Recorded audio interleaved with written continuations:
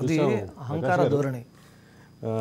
చారి అని ఒకడు ఉంటాడు ఇక్కడ అని కేటీఆర్ అన్నారు. తర్వాత కుక్కలు అరుస్తున్నాయి తొక్కి పారేస్తామని పూర్తి స్థాయిలో ఉన్న అహంకారాన్ని అక్కడ గాడిద కొడుకులు అనేవాడు వాడారు. బేవకూఫ్ అన్నారు. నాకే అడ్డం వస్తావా, నాకంటే ఎక్కువ నీకు తెలుసానువా అన్నాడు. ఇక పురుగులు ఇట్లాంటి ఇక అంటే మనం చాలా కొన్ని పెట్టాం. దాంతోపాటు ఇంకా కొన్ని మిగతా టీఆర్ఎస్ నాయకులు మాట్లాడినవి కూడా పెట్టాం. అంటే ఇక్కడ ప్రధానమైన అంశం ఏంటంటే అదే కేసీఆర్ ఇప్పుడు ఈ మొత్తం వీడియోలో అంబేద్కర్ రాజ్యాంగం విషయంలో ఒక కన్విన్సింగ్ చేయడానికి ప్రయత్నం చేసిండు, కానీ అతను అహంకారం అడ్డపడ్డది.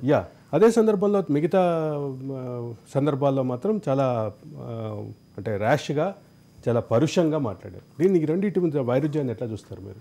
ఒకటి ఏంటంటే ఇప్పుడు యథా రాజా తదా ప్రజ అన్నారు. ఇప్పుడు దొర ఏ విధంగా ప్రయత్నిస్తే ఏ విధంగా మాట్లాడితే అదేవిధంగా ఆయనకున్న ఎమ్మెల్యేలు అతని ద్వారా ఉన్న మినిస్టర్లు అదేవిధంగా మాట్లాడిన క్రమాన్ని చూసినాం. నువ్వు బాగా ఊపుతున్నావు, ఏందే ఊపుతలేవు ఇప్పుడు అన్నమాట మాట ఎంత దుర్మార్గమైన మాట. ఇంకోటి ఏదో ముద్దులు పెట్టుకుంటానని మాట్లాడడం ఎంత దుర్మార్గమైన మాట. అంటే మమ్మల్ని ఏం చేసినా ఇక్కడ అడిగేటోడు లేడు తెలంగాణలో, మాకు ఎదురే లేదు ఇక్కడ అని ఒక అహంకారం వాళ్ళకి పెట్టిపోయింది. ఆ అహంకారం యొక్క దరిమిలానే ఈరోజు తెలంగాణ ప్రజలు కరుగాచి వాతపెట్టిన సంగతి ఉంది. ఇప్పుడు అది లేకుంటే అంత ఈజీ కాదు. ప్రజలు భయంకరంగా ఒక క్రషింగ్ని ఒప్పుకోలేకపోయినారు, ఆ నిర్బంధాన్ని ఒప్పుకోలేకపోయినారు. అదంతా ఓట్ల రూపంగానే బయట పెట్టారు. కానీ ఒకటి మాత్రం వాస్తవం, తెలంగాణ రాష్ట్ర ప్రభుత్వం గత 10 సంవత్సరాల్లో 9.5-10 సంవత్సరాల్లో అభివృద్ధి విషయంలో సంక్షేమ విషయంలో వేగంగా అమలు జరిపినప్పటికీ ఈ రకమైనటువంటి ఫలితాలు రావడానికి యాటిట్యూడ్ ఒక ప్రధానమైన, ఇందాకే స్టార్టింగ్లో నేను చెప్పాను యాటిట్యూడ్ ఈజ్ ఎవ్రీథింగ్ అని. యాటిట్యూడ్ ఈజ్ ఎవ్రీథింగ్ అనేదే కీలకమైనటువంటి భావంగా కనిపించింది ఎలక్షన్స్లో. వాళ్ళ యాటిట్యూడ్ తప్పకుండా ఒక ప్రధాన భూమిక పోషించింది. ప్రజలు విరక్తి చెందిండ్రు, దాన్ని వ్యతిరేకించిండ్రు, జీర్ణించుకోలేకపోయిన ప్రజలు. ఇంకోటి ఏంటంటే అభివృద్ధి అంటున్నారు, విద్య మీద ఎలాంటి అభివృద్ధి జరగలేదండి. ప్రభుత్వ స్కూళ్ళన్నీ 3,500 ప్రభుత్వ స్కూళ్ళని వాళ్ళు మూసేయించారు.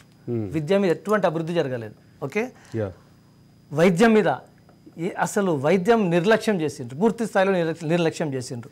అంతకుముందు మీరు వినండి, 108 ఫోన్ చేస్తే ఇమ్మీడియట్లీ బస్సులు వచ్చేది, అది వ్యాన్ వచ్చేది, అంబులెన్స్ వచ్చేది. ఇప్పుడు అంబులెన్స్ రాదు. అంటే మొన్నటి వరకు అంబులెన్స్ రాకపోయేది, పట్టించుకునే వాళ్ళు కాదు. ఎంతోమంది అంబులెన్స్లకి చనిపోయిన క్రమాలు ఉన్నాయి. అంటే విద్యను వైద్యాన్ని పూర్తిగా విస్మరించింది. అదే సందర్భంలో 32 కొత్త మెడికల్ కాలేజీలు పెట్టినాం. మెడికల్ కాలేజ్ అంటే హాస్పిటలే కదా, ఇంత భారీగా మెడికల్ నెట్వర్క్ అది మెడికల్ కాలేజ్ పెట్టడం, హాస్పిటల్ అనేది అది వాళ్ళ దగ్గర ఉన్న కొంతమంది తాపేదారులను, కొంతమంది పెట్టుబడిదారులను